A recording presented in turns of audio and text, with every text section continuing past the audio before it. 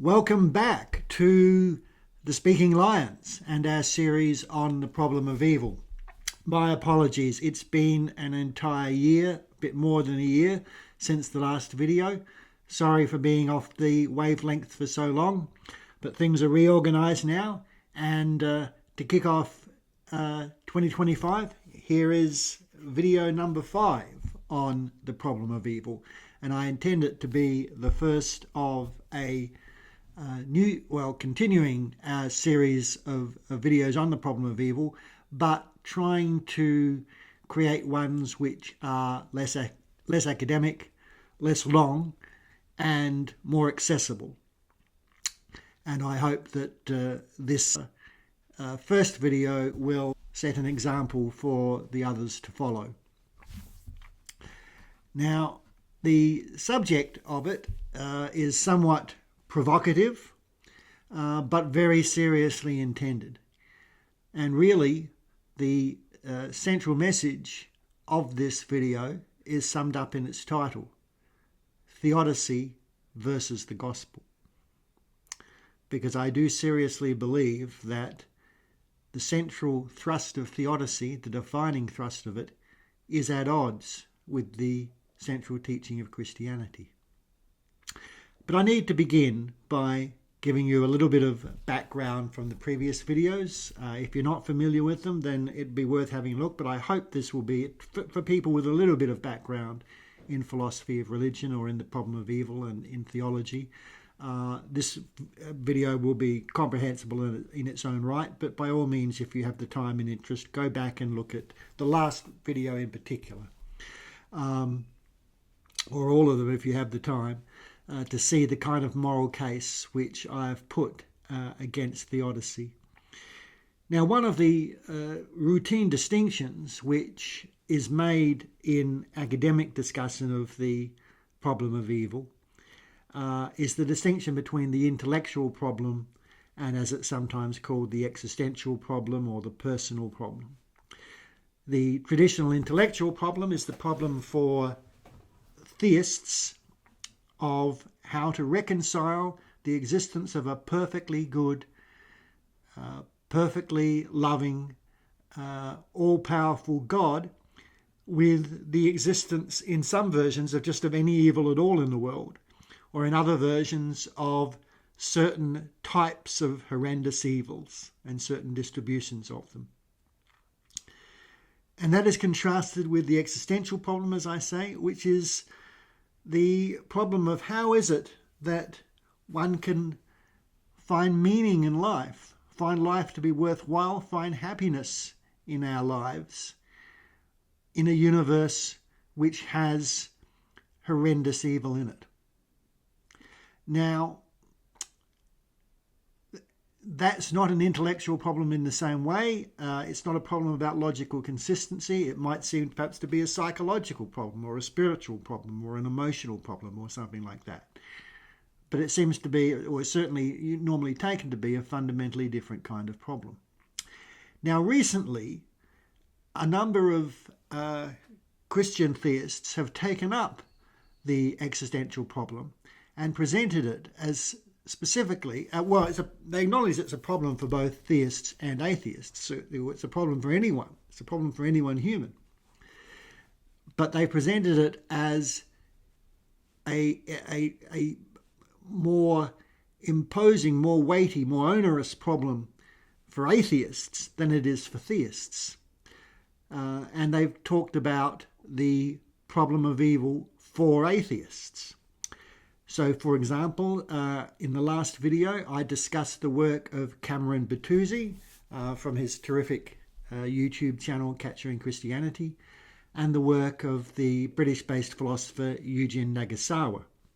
And I'll put links to their work in the notes to the video, and you should check them out for yourselves. Have a look at my last video, but check out their own work directly for yourself. The basic idea, their basic argument, is that while both the theist and the atheist are certainly confronted with the existential problem of evil, the Christian has much not just the theist in general, but particularly the Christian theist, is much better resourced, much more richly resourced than the atheist to deal with this problem. And the two obvious resources that the Christian has here are the existence of an all-powerful, perfectly good, all-loving God, who clearly was unlimited in what good he could do for his creatures. And secondly, the existence of an infinite, and again unlimited, afterlife, which gives unlimited time and opportunity for God to continue providing good things for human beings. And by contrast with this, the atheist has merely the paltry resources of man, which, impressive as they may be, they dwindle rather badly in comparison to those of God. Well, I think we can see that this argument is essentially quantitative in nature. Just as in standard theodicy that is brought in to address the intellectual problem of evil for theists, this line of thinking does a cost-benefit analysis on the universe, or in some versions on an individual life. One adds up what is good, putting all the benefits and blessings of life in one column, and then one makes a list of everything in life that is bad in another column. So that's your costs, and you compare the costs with the benefits, and the universe is judged on the outcome of that comparison. And what they hope for with this quantitative comparison is that there will be a preponderance of good over evil, again in the universe as a whole, or perhaps in an individual life, sufficient to make human life in general, or that individual life, meaningful, worthwhile, happy, and certainly free of final despair. And the idea, as I say, is that the Christian would appear to have much more in their benefit column than the atheist is able to put in theirs. But what I argued in the last video is that whether we find our lives meaningful or not, whether we find happiness in our lives, whether we avoid despair, is simply not a function of cost-benefit analysis. I made this point using the examples of Ivan Karamazov and Ruth Kluger. Now, Ivan, of course, is a famous case from Dostoevsky's The Brothers Karamazov. It's a fictional example. But in the example, Ivan describes the case, which he says he read in a newspaper, I think, of a child, a girl, who was cruelly abused by her parents and reduced to a condition where she was begging dear loving God for mercy, and yet no mercy came. And this one event was sufficient in itself for Ivan to take the attitude that he wanted to, quote, return the ticket. That is, he didn't want to get on the ride. He didn't want to live this life. He couldn't accept a life, a world which had such an evil in it. And yet, it is just one small case. He's perfectly aware that there are millions of other evils. He's also perfectly aware that there's a huge column of goods to counterpose to it. But none of that enters into his thinking. This case by itself, which by itself is microscopic, it's utterly marginal, on the very far edge, of the universe, quantitatively overwhelmed by everything else. And yet for him, this one single case makes all the difference. It colours everything else. It colours his whole ability to feel at home in the world. Well, the same point is made, but with an example going in the opposite direction, by the 20th century Holocaust survivor Ruth Kluger. When she was, I think, just 12 years old, Ruth was deposited by train at one of the Nazi death camps. I think it was Auschwitz, but I'm not sure. I'll say Auschwitz. My memory's not sure. And when she arrived, being just 12 years old, the capos in charge of the camp didn't see much value in her, and she was allocated to go straight to the annihilation chambers. But there was a young woman there, not that much older than Ruth herself, who did an extraordinary thing at the most tremendous risk to herself. And, I don't think Ruth says what her ultimate fate was, but I think we can guess what it probably was. This young woman confronted the capos and persuaded them that Ruth could be useful to them in some way, and so she should be allowed to survive for the time being. And I think this was near the end of the war, and in the end, Ruth, as a result of this, survived.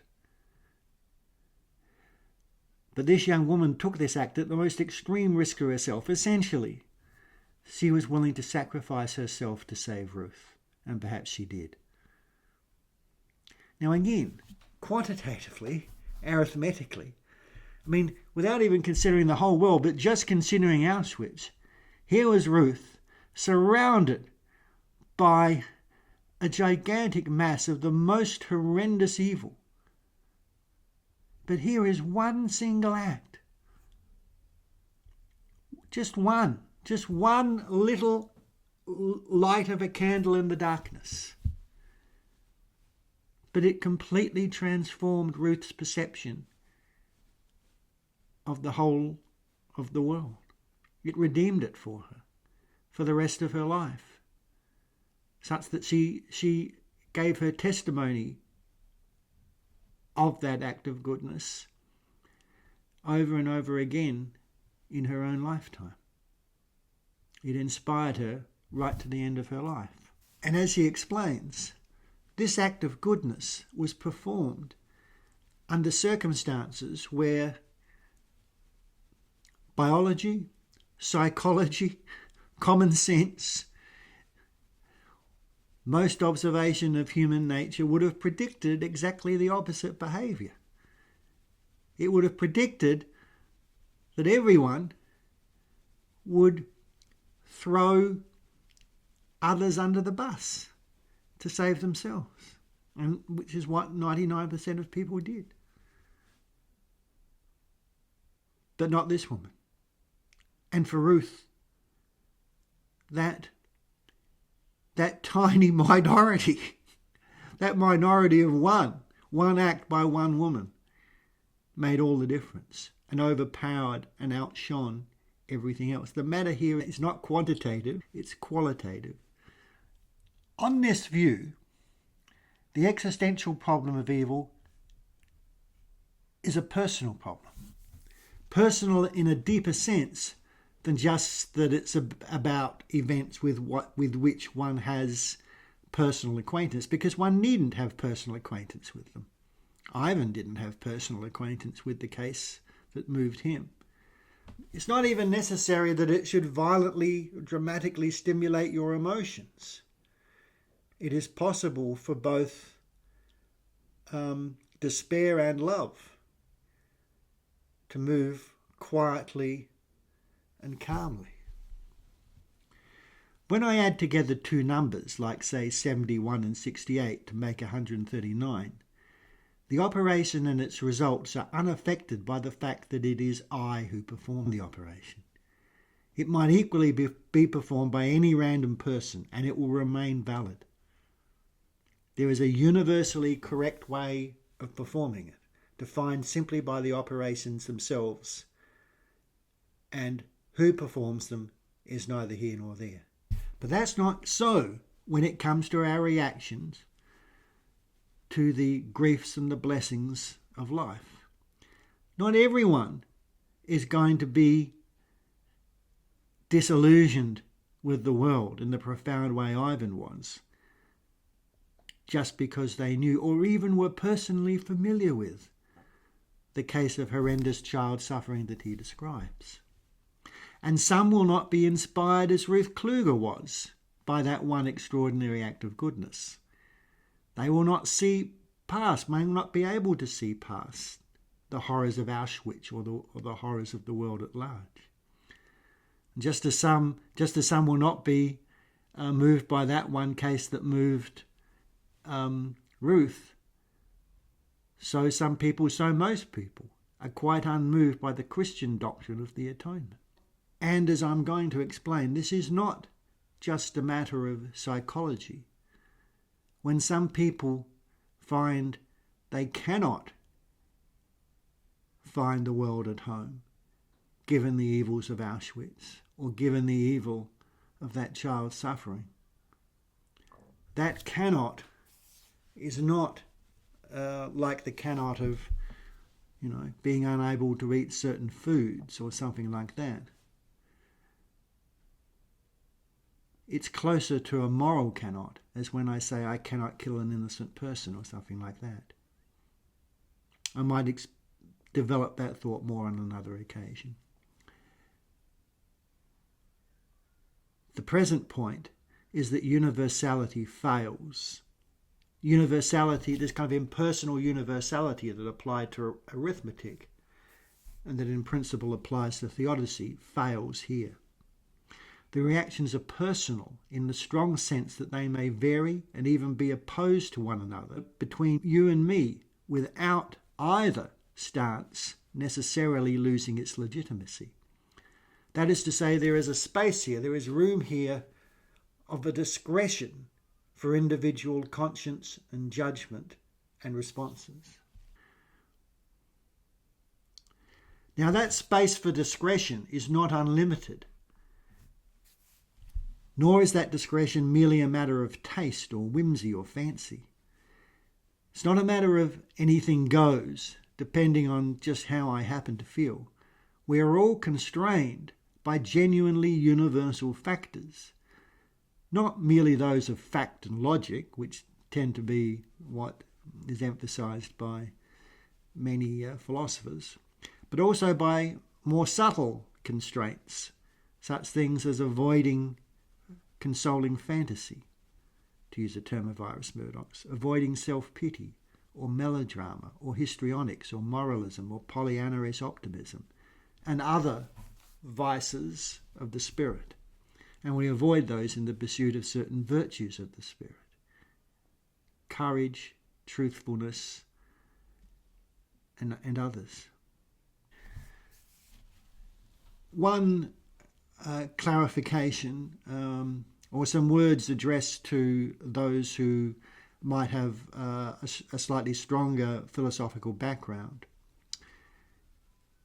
I hope it's clear that when I speak about the meaning of life, or the meaning of the world, or finding meaning in the world, I mean meaning for Ruth, or for Ivan, or for you, or for me.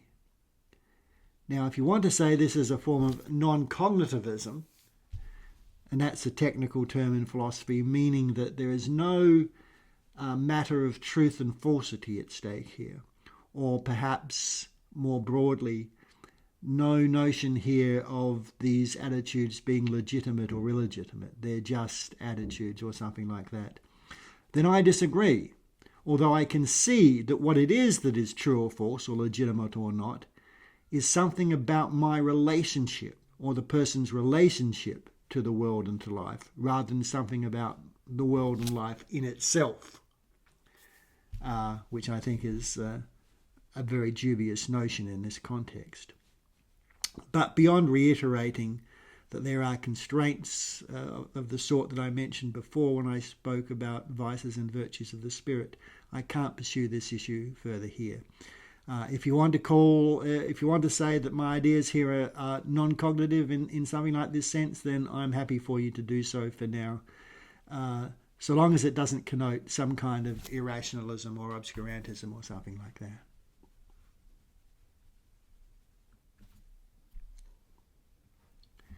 Now, I've developed this anti-theodicy point in the context of the existential problem of evil, the problem of evil for atheists as it's been presented by Bertuzzi and Nagasawa. But the point applies equally to the standard intellectual problem of evil for theists. In the end, I think that problem is bogus and is a deflection from the real existential problem. But, and I'll perhaps be saying more about that in the future. Nevertheless, if one sticks to the intellectual problem in its unreconstructed form, then what we can see is that the problem and the theodical solution, while that solution is open, I think, to fatal moral objections, if we put those objections aside for the moment, we shouldn't, but let's just do it anyway. If we put them aside, then what we find is that the problem and its theodical solution are a perfect fit for one another. Why are they a perfect fit for one another? Because they are made from, or they are expressions of, or two sides of the same erroneous coin. They arise from a deeper common error of which they are both aspects. The error here includes a moral error, of the consequentialist morality that I've already criticised.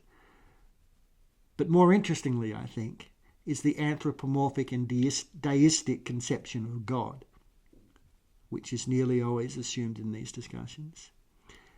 And again, that's an issue that I'll be taking up in future videos.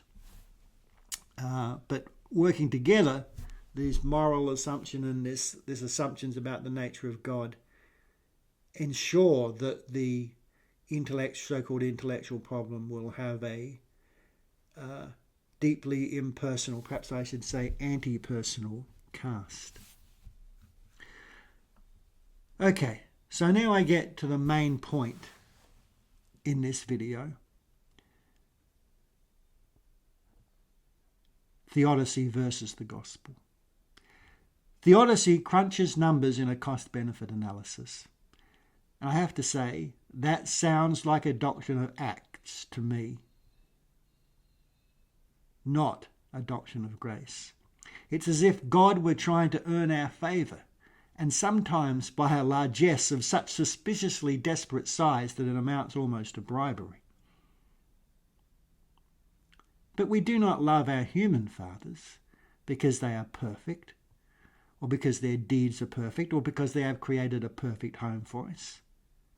We love them because they are our parents, even when we are furious at them, even when we hate them, even when we have the best of reasons to hate them. We can still love them. And if we do, it's because they are our fathers. I once heard a mother, actually it was in an academic seminar, actually of all places, I once heard a mother talk about her drug-addled daughter who had become a monster. There's no other word for it in her behaviour. And yet, despite consistent and egregious ill treatment of her, the mother could not disown her daughter. And asked why, she produced no philosophical argument. She simply said, because she is my daughter. And without getting too distracted into this, I just want to say, I don't believe that any philosophical justification offered for that attitude will work or take us anywhere near as deep as the truthfulness of that simple response. It doesn't mean you can't say anything more about it. Okay, that's a different issue. Discussions don't all have to be about justifying something or debunking it. They can be about understanding it and expanding on it. but without trying to provide it with some kind of foundation. So that mother's attitude, I mean, the fact that she had a daughter was, even a daughter like that, was in some important sense still a light for her life and made the world somewhere that was still meaningful for her. For Ruth, similarly, the one act of Ruth Kluger, this one act of extraordinary goodness that she described, redeemed the world. And we should remember that the central teaching of Christianity is that another such act, also numerically marginal, a single death, one of untold millions in some obscure corner of a long-gone empire, to the world an event of no world historical significance, at least at the time, redeemed the whole world for everyone. And cost-benefit analysis had nothing to do with it. Theodical cost-benefit thinking is a keeping of accounts. It's a spirit of accountancy. And that spirit is death to love, to grace, and to humanity. We should recall the words of St. Paul. Love is patient, love is kind. It does not envy, it does not boast, it is not proud. It does not dishonour others, it is not self-seeking, it is not easily angered. It keeps no record of wrongs. Love does not delight in evil, but rejoices with the truth. It always protects, always trusts, always hopes, always perseveres. It keeps no record of wrongs. Well, we can add that it keeps no record of rights of good, in the sense of good deeds either. Remember all I did for you, you ingrate.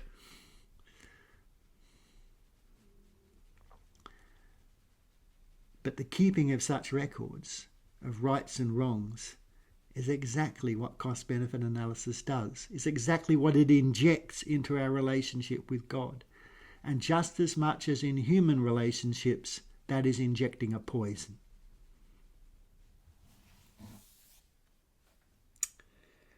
Okay, well look, I've been very frank in this video, and I know what I say may be confronting for some people,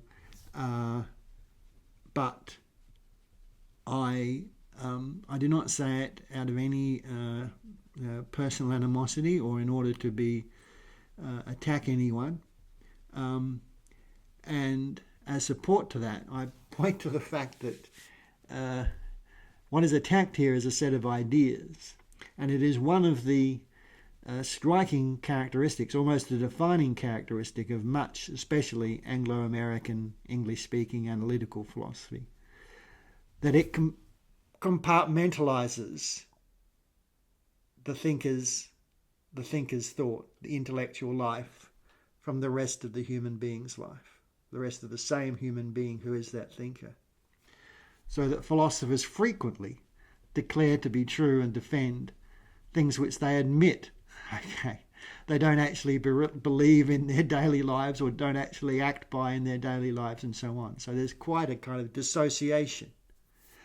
And that means that however bad your ideas might be, you can still be a perfectly good person and have a perfectly sound relationship with God. So I'm not suggesting otherwise for anyone. Okay, that's it. I hope to get out another video soon. If I'm not cancelled or something like that. So I hope you enjoy this. I hope it's intelligible. I hope you have some interest in it. And let's see one another again soon. And in the meantime, have a great day. Okay. And a great New Year 2025.